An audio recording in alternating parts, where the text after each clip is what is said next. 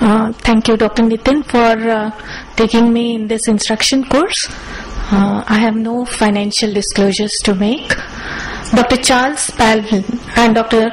Stuart Foster developed UBM at the Princess Margaret Hospital at Toronto in 1989, and there is a book with the name Ultrasound by Microscopy of the Eye, which is a wonderful book. So those who are interested can go and read this. Ultrasound by microscopy is nothing but a high-resolution B-scan probe with a frequency of 20 to 50 megahertz. It has a shorter wavelength, so there is a shallow penetration of up to 4 millimeters, and it gives optical microscopic resolution of the eye.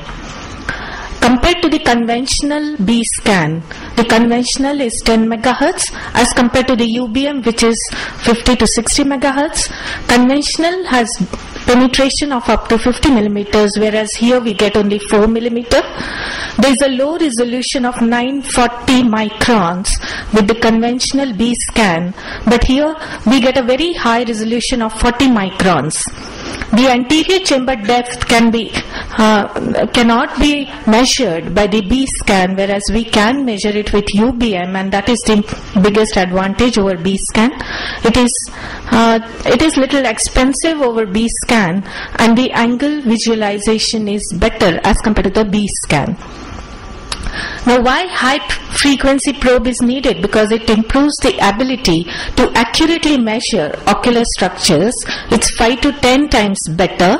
It has a shorter wavelength, which allows more precision. Higher axial resolution can also measure iris thickness, and it can differentiate ciliary body, sclera, posterior iris from anterior lens surface. Now, if you want to image anterior segment, there are different modalities, and we also know that there is anterior segment OCT or the spectral OCT. These are the optical waves that cannot penetrate iris pigment epithelium, whereas in ultrasound, the acoustic waves can penetrate the iris epithelium, and we are able to see structures behind iris. That is the basic difference. The machine has basically 3 components. It has a transducer and high frequency signal processor. There is a precise motion control, and the transducer is mounted on a pulley with the piezoelectric crystal on a large handle. The fluid immersion technique is used. There are scleral cups, or even the tips are available with the newer kind of machines which has the fluid immersion technique in it. The real-time images of the angle and anterior chamber can be easily sought. The patient is in the supine position. The normal ocular structures which are seen by UBM are cornea.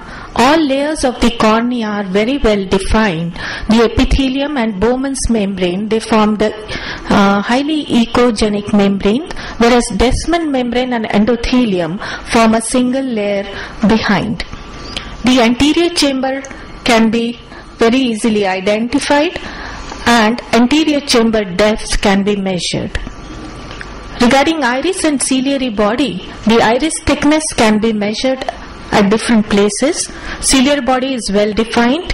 Zonules and lens can be seen. The corneoscleral junction is better seen with UBM, and the very important landmark is scleral spur, which is the landmark used for the measurement of the angle structure. Coming to the indications of UBM in ocular diseases, we can use it in multiple diseases, but glaucoma and for anterior segment tumor, it has an upper edge over the other diseases. In glaucoma, imaging of iris diaphragm is possible. Ciliary body complex can be very well seen, and the exact mechanism of glaucoma can be elicited.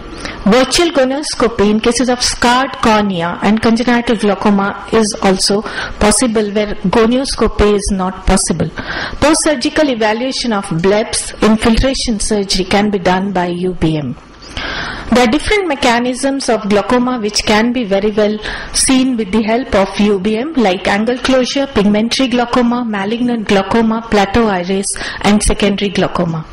Coming to relative pupillary block, UBM depicts the mechanism in the photopic and scotopic condition.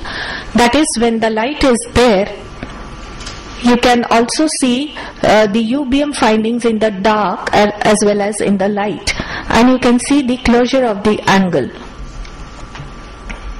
Coming to plateau iris, it's an anatomical anterior position of ciliary body causing peripheral iris mound which blocks the angle, and iridotomy is not effective. Iridoplasty is preferred, which flattens this iris mound.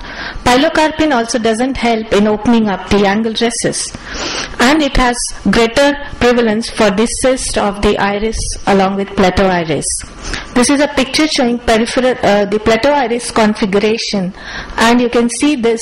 There is irido angle touch with the anteriorly rotated ciliary processes. There is an absent ciliary sulcus and the iris angulation. That is post pilocarpine. Little angle is open, but you can very well make out by UBM that the ciliary body is anteriorly rotated. Coming to malignant glaucoma, there is anti-rotation of ciliary processes causing misdirection of aqueous. It is commonly seen in phakic eyes following filtration surgery in narrow-angle patients. New pathogenic element is added in the pathogenesis of malignant glaucoma, saying there are shallow ciliocoroidal detachments, ciliocoroidal effusion, which respond to medical line of therapy. This is a picture showing the malignant glaucoma on UBM. Coming to pigment dispersion, there is posterior bowing of the iris which can very well be seen on UBM, and it is eliminated by iridotomy. Anterior synechia, the whole thing is anterior synechia, and the angle is closed.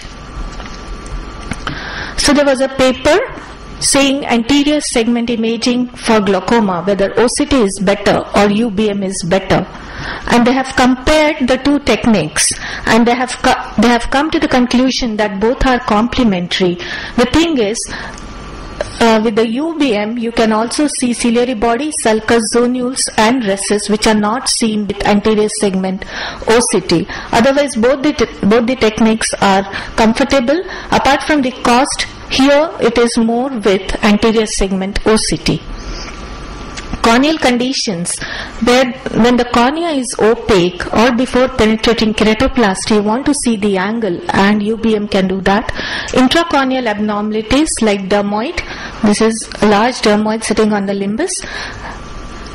This is a picture showing the cornea, and there is a dermoid here, again compressing the angle. The results and complications of refractive surgery can be very well seen by UBM. Coming to scleral diseases, it differentiates extrascleral from intrascleral diseases and thinning. So it is used in episcleritis, scleritis, and necrotizing scleritis. There are reports where UBM is used to follow up the cases of pars planitis and also choroidal effusion. And after treatment, serial photographs were taken in a case of choroidal effusion, where you can monitor the medical line of therapy, whether it is working or not in your patients. There are also papers regarding UBM examination of the posterior chamber phakic intraocular lens position, to know the position of haptics, to assess malpositioned IOL, and for source of intraocular bleeding in a normal intraocular lens. It has a definite role in cases of hypertony. In cases of unexplained postoperative and post-traumatic hypertony, you can know the cause of hypertony. Like cyclodialysis clefts can be difficult to visualize gonioscopically, but UBM can very well pick them. Subtle wound leaks which are not detected can be detected by this. This is a picture showing a cyclodialysis cleft, and this is a wound leak which may be missed by other techniques. It has a role imaging of conjunctival, lacrimal and lid pathology, and helpful information can be obtained on subsurface lesions. These are the different conditions where it is used, like limbal lesions, imaging of canaliculi and intraocular involvement in conjunctival tumors. Coming to tumors of the anterior segment, tumor thickness can be accurately measured by UBM. It has the ability to determine ciliary body involvement and follow up with greater precision, which helps in surgical approach. These are different corneal tumors. Iris and ciliary body tumors can very well be differentiated. It differentiates peripheral localized iris lesion from ciliary body tumor, small ciliary body lesions, and there is better localization of internal details. Coming to the cyst of the iris, primary cyst of iridociliary sulcus can be very well picked up. Once thought as a rare entity, but with UBM, its incidence is found to be 54%. So we are more and more diagnosing iris cyst with the help of UBM. It's found in association with secondary angle closure and plateau iris syndrome. This is a picture showing a cyst of the iris. It's a thin walled with no internal reflectivity. Peripheral choroidal tumors, to know the anterior extent, involvement of anterior segment structure, and helps in planning the management and placement of radioactive plaques. This is showing the extrascleral extension of the melanoma. Coming to ocular trauma, the angle foreign bodies which are not seen gonioscopically or by the other radiological imaging can be picked by UBM. This is a picture showing foreign body in the angle which was not detected by conventional ultrasound or CT scan. In trauma, it can also be useful for cyclodialysis cleft, occult only, corneal and iris foreign bodies, and angle recession. So in conclusion, it's a non-invasive technique, safe, effective tool for anterior segment imaging. It has a better resolution and can image structures behind the iris. That is the most important thing. It is accurate in tumor measurements and management and follow-up of uveitis and ocular trauma. Thank you.